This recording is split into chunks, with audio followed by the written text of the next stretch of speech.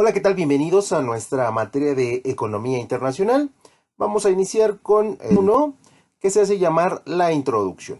¿Sale? Vamos a ver algunos aspectos generales respecto de la materia y vamos a establecer algunos puntos importantes de las diferentes teorías y de las diferentes variables sobre las cuales vamos a encontrar la economía internacional. Por lo tanto, lo primero que tenemos que establecer y decir es qué es la economía internacional. Y la economía internacional es la rama de la economía que analiza las transacciones comerciales entre dos o más países, y estas pueden referirse a intercambios de bienes o de servicios u operaciones y finanzas, ¿no? Y entonces aquí tenemos un terreno bastante amplio porque prácticamente en una economía global o en una economía donde las fronteras cada vez se hacen más pequeñas y donde los intercambios comerciales se vuelven más grandes, nosotros vamos a tener muchos elementos a estudiar en estas variables, ¿no?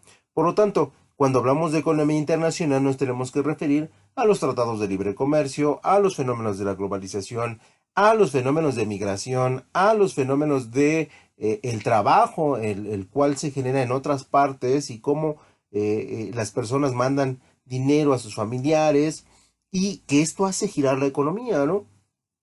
De hecho, uno de los datos más interesantes de la economía internacional es el flujo migratorio, que aunque pareciera un elemento social, también tiene implicaciones muy grandes con la parte económica. Porque finalmente estas personas que están migrando de sus países de origen a los países donde creen que hay una mejor calidad de vida, están buscando mejorar su calidad de vida. Y en ese sentido, pues tratan de ayudar a las personas que se quedan en sus países y de alguna otra manera mandan dinero y el dinero hace que las personas adquieran productos y de alguna otra manera la economía funcione.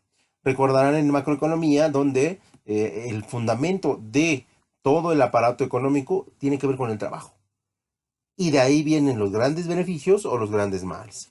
Entonces, por eso es que la economía internacional es tan interesante, es tan amplia en todos sus conceptos y es necesario que ustedes la conozcan porque finalmente, ya sea que monten su empresa, ya sea que trabajen para otra empresa, van a tener que establecer intercambios comerciales. Eso va a ser sí o sí en el futuro. Así que de ahí la importancia de revisar este tipo de revisar y conocer este tipo de materias.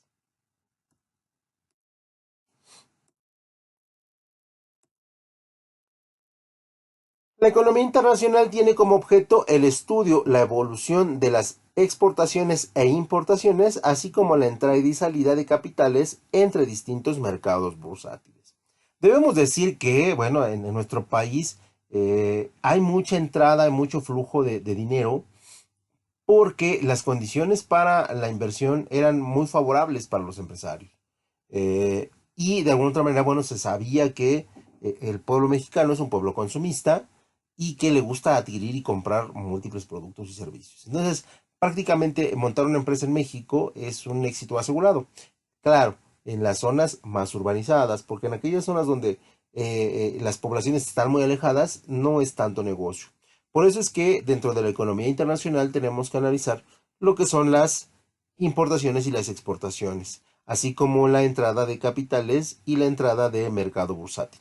Cuando nos referimos al mercado bursátil, nos referimos a la venta de acciones a través de las diferentes casas de bolsa, que estas también reflejan la salud y el avance que tiene el país en términos de estabilidad social. La estabilidad social se refleja en condiciones de seguridad y las condiciones de seguridad se reflejan en la compra de bienes y servicios, y la compra de bienes y servicios habla de que yo quiero invertir en ese país porque tienen las condiciones propicias. Si se dan cuenta, todo es una cadena en la cual nosotros buscamos que todos los eslabones estén alineados para nosotros eh, invertir nuestro capital y que este capital tenga la posibilidad de crecer, ¿no? Tenemos el fenómeno de Honduras, tenemos el fenómeno de Nicaragua, tenemos el fenómeno de El Salvador, que son países que si bien son pequeños, que su administración debería ser más fácil, no es así porque no hay condiciones de seguridad y las empresas no quieren invertir en estos países y eso genera y eso detona pues que estén en el atraso en el que están. por poner algunos ejemplos.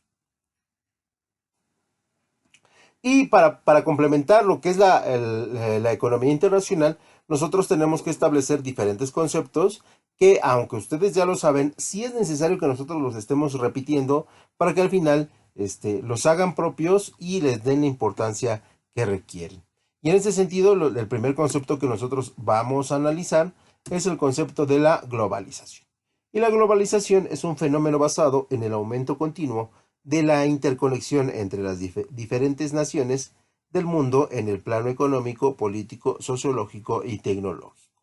Por lo tanto, la globalización es un fenómeno de interconexión, donde vamos a conectar la política, la economía, la parte social y la parte tecnológica.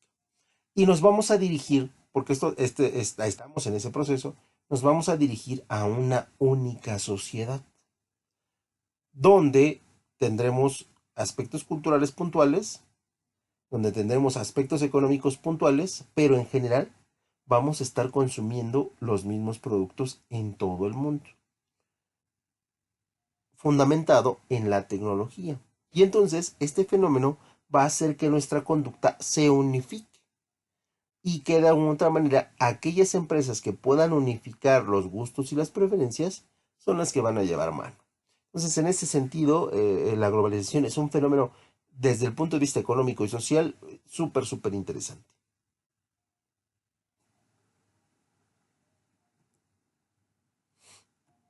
El segundo concepto que nosotros vamos a analizar es el del comercio internacional y este implica la compra, venta o intercambio de bienes y servicios en diferentes divisas y formas de pago.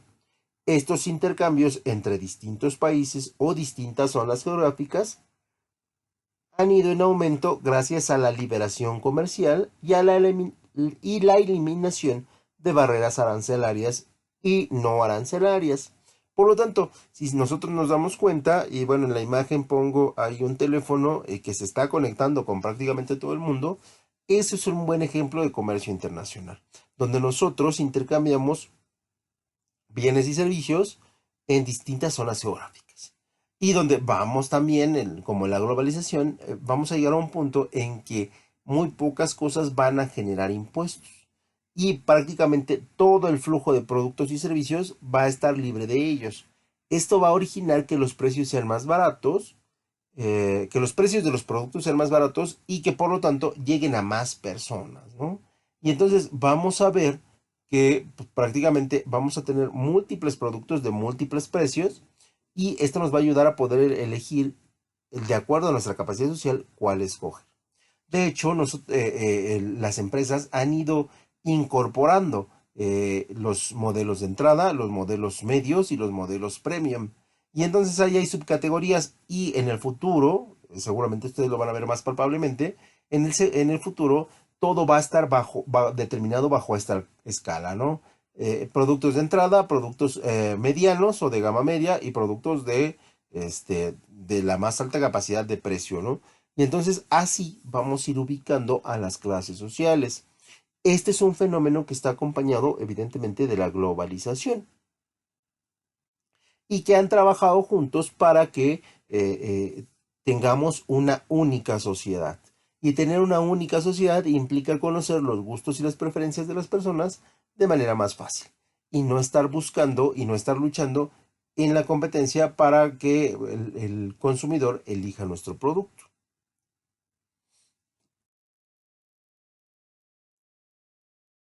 Y por el último tendríamos las finanzas internacionales. Dentro de la economía financiera estudia y analiza aspectos como los sistemas financieros, las balanzas de pago, las inversiones directas o los tipos de cambio. Y aquí tenemos la primera. Lo primero son los aspectos como el sistema financiero. Y recuerden que el sistema financiero está integrado por dos grandes bloques de políticas, lo que son las políticas monetarias y lo que son las políticas fiscales.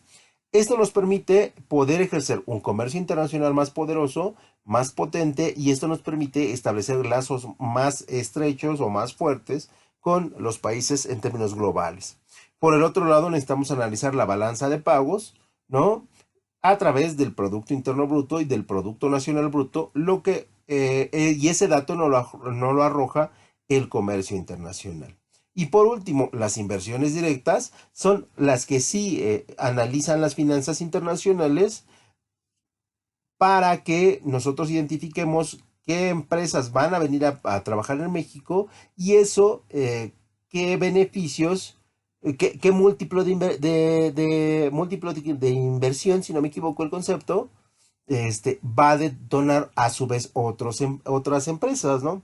Entonces, sí, las finanzas van a estudiar pues, prácticamente cómo se está moviendo el dinero en términos de globalización, de comercio internacional y de las inversiones directas que van a producir trabajo en la región, ¿no? En las diferentes regiones del país. Y por el último, bueno, pues dentro de las políticas monetarias estarían los tipos de cambio, ¿no? Que forman parte de las finanzas y también de las finanzas internacionales que nos permiten, pues básicamente, la importación de productos a cierto tipo de cambio. Esto es, a vincular el euro contra el peso, el dólar contra el peso, perdón, el yan contra el peso, y así nos vamos, ¿no? O el sol contra el peso. Y así poder establecer cuál es el precio real de la mercancía una vez que ingresa a territorio nacional.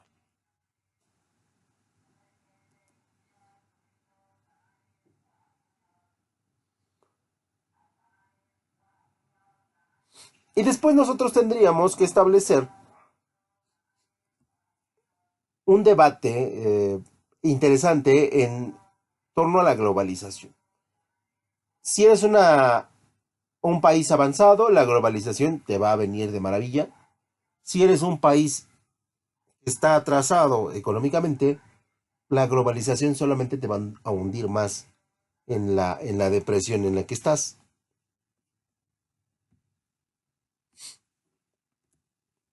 Entonces nosotros tendríamos que establecer las ventajas de la globalización como elemento que acabamos de mencionar bajo esta perspectiva, ¿no? A los países ricos la globalización les viene muy bien, a los países pobres la globalización no siempre les viene bien. Esa es una realidad. Y decimos que en la parte amable se pueden encontrar las señales que caracterizan a la sociedad más moderna, como la integración y la facilidad de las comunicaciones, el libre movimiento de mercancías o extensión de los derechos humanos, ¿no? Que esto viene aparejado con la globalización. Porque recuerden en las primeras diapositivas que establecí que la globalización busca darle uniformidad a la sociedad. Y cuando hablamos de uniformidad es hablar de derechos y obligaciones por igual. Entonces, una de las grandes ventajas de la globalización, perdón, es la extensión de la comunicación.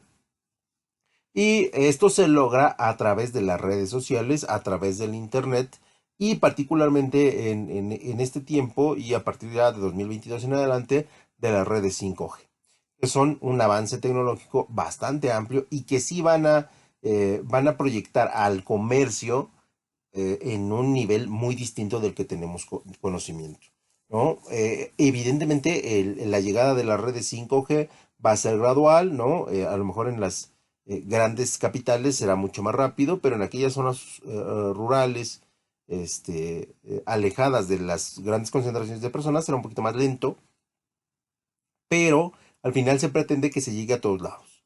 Y con esto las personas van a poder ejercer el comercio electrónico.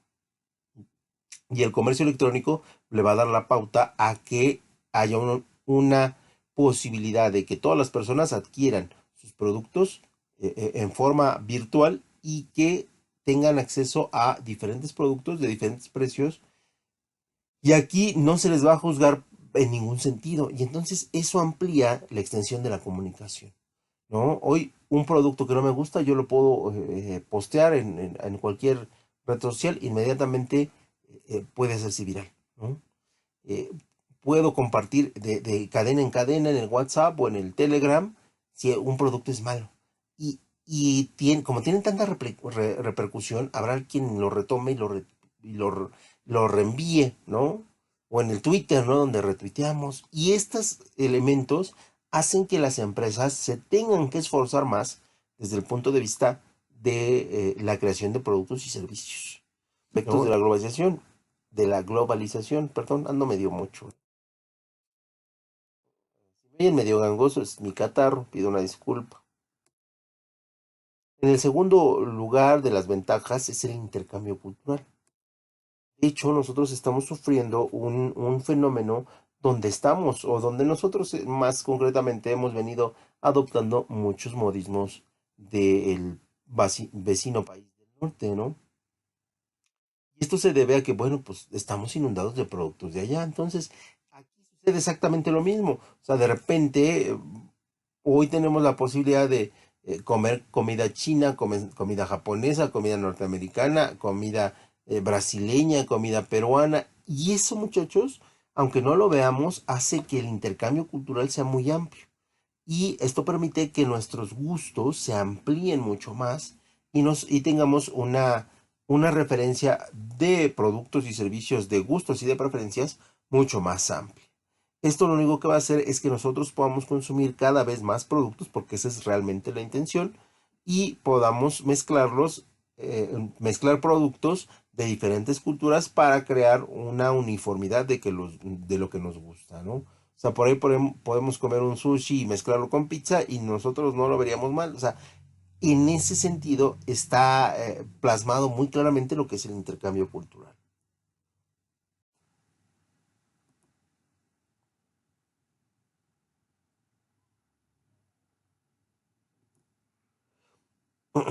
Y en el número 3 tendremos la desaparición de las fronteras económicas. Económicas. Aunque hoy muchos presidentes están buscando que haya una protección para el ingreso de sus países debido a las condiciones de los migrantes, que es un fenómeno que es muy complejo, pero desde el punto de vista económico sí buscamos tener todos los productos habidos y por haber que nos faciliten la calidad de vida de los ciudadanos y que al mismo tiempo los hagan sentir mucho más satisfechos. Y este es un enfoque que las economías han utilizado para que las personas de alguna o de otra manera se sientan contentas y se sientan satisfechas en la escala social en la que están, ¿no? Porque pueden tener acceso a múltiples productos que a lo mejor en otro tiempo no tendrían. Caso, por ejemplo, y que está auspiciado, sobre todo en México, la piratería, ¿no? O sea, alguien puede comprarse unos tenis Jordan de 400 pesos y sentirse parte de, ¿no? Parte de, aunque a lo mejor estos tenis le duren poquito, aunque a lo mejor no sean tan cómodos, la persona se va a sentir parte de y los va a seguir consumiendo y hace que la marca, por el simple hecho de traerlos, se proyecte y cada vez más la quiera. Entonces es un ganar-ganar porque habrá otra persona que sí pueda pagar los 4,000, los 4,500 pesos del tenis o 2,000 del tenis y diga, yo me siento más porque yo sí traigo unos originales. Y este fenómeno hace que las personas vuelvan a comprar, sigan comprando y sigan adquiriendo, que finalmente, recordemos, es el motor de la economía, la adquisición y venta de productos. Por lo tanto, eliminar las fronteras económicas nos permite tener cada vez más productos y tener productos que a lo mejor ni siquiera hubiéramos imaginado, pero que sí existen. Y cuando los vemos, inmediatamente decimos, lo quiero y lo adquiero, ¿no? Entonces, en ese sentido, es uno de los grandes beneficios el fenómeno de la globalización. Y el tema número 1, vamos a pasar al tema número 2, que son los modelos clásicos y neoclásicos del comercio internacional. Ya aquí hablaremos de puntos mucho más 17, como habíamos dicho, y bueno, evidentemente ahí tendríamos que es variantes que ya para 2021 no ejecutan de la misma manera. Por lo tanto, esta teoría de las ventajas comparativas se puede ver desde diferentes ángulos, pero en todos los ángulos nos aporta cierto nivel de verdad, no total, pero sí cierto.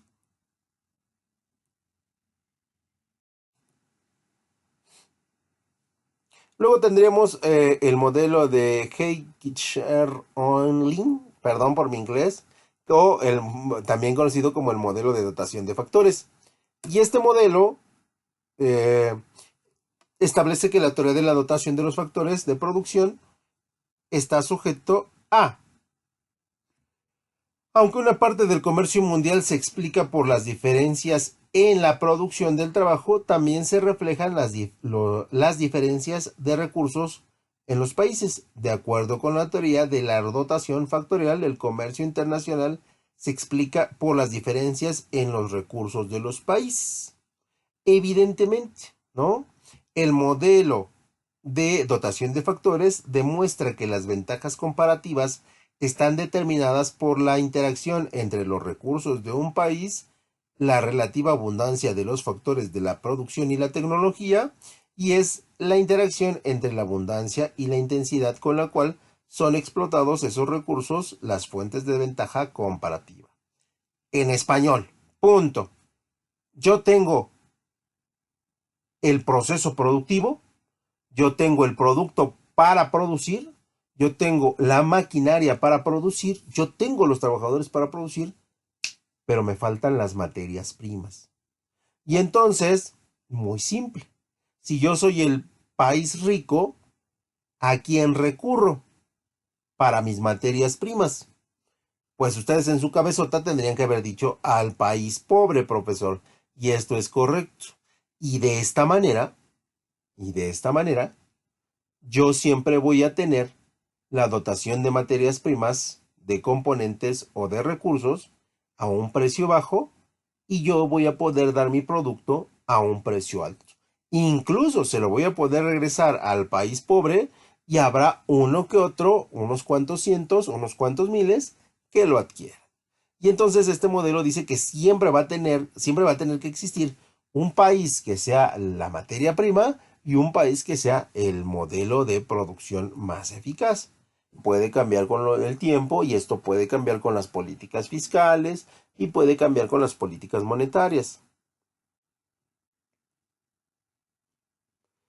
El modelo de dotación de factores demuestra que las ventajas comparativas están determinadas por la interacción entre los recursos de un país y la relativa abundancia de los factores de producción y la tecnología.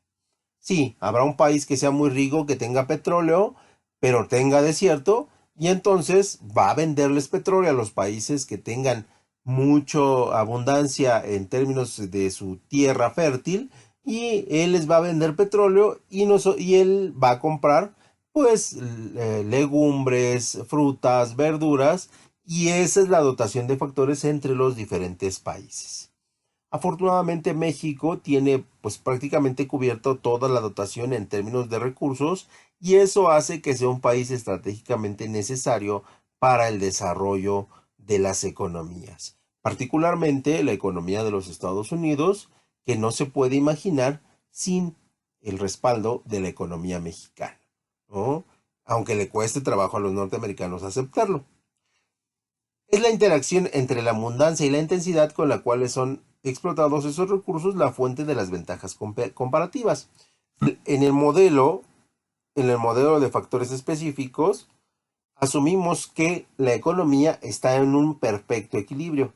Y si está en un perfecto equilibrio, yo tengo precios accesibles, recursos disponibles, alto nivel de consumo y tengo una regulación de la competencia dentro del territorio en el cual yo me estoy ubicando. Si esto no se da, el modelo de los factores específicos no se puede aplicar porque, bueno, en la economía nacional somos uno de los países en piratería, que adquiere piratería en el mundo, creo que somos el país número 2, ¿no? Todo clonamos, todo copiamos y todo pues, lo convertimos a un producto 100% nacional. Entonces, en ese sentido, en los factores específicos, donde hay una economía, un mercado de competencia perfecta, pues no aplica, ¿no? Simplemente no aplica porque no hay las condiciones sobre las cuales se pueda llegar a un acuerdo entre las diferentes partes a producir. Entonces, este modelo se puede aplicar en aquellos países europeos, en aquellos países de altas economías, ¿no? Donde sí puede haber equilibrios y donde la competencia está regulada por el Estado. También en ese sentido, el Estado hoy en día pues no hace mucho para regular el mercado porque se sabe que tiene la demanda muchas necesidades y no puede no regular ese elemento, ¿no? O sea, forzosamente la economía nacional requiere de la piratería, requiere de la clonación, requiere de productos de más baja calidad y requiere de competencias desleales para producir ese elemento. ¿Vale? Entonces, espero les haya quedado claro estos tres modelos que son simplemente referencias sobre de las cuales el comercio, la economía internacional se fundamenta y estas les permiten a la economía poder existir y poder lograr el intercambio que, bueno, pues hoy tenemos. Y eso sería todo por mi parte, muchachos. Espero les haya bastante. De hecho, es muy interesante la economía internacional y está sujeto a variables que realmente a veces dejamos pasar, ¿no? Pero si podemos ser analíticos y analizar lo que está sucediendo en el mundo y cómo se mueve la economía, podremos adelantarnos a los fenómenos que se están dando en el mundo, ¿no? Y por ahí les voy a dejar una tarea referentes a la economía internacional. Y sin más, me despido, muchas gracias y nos vemos en un ratito.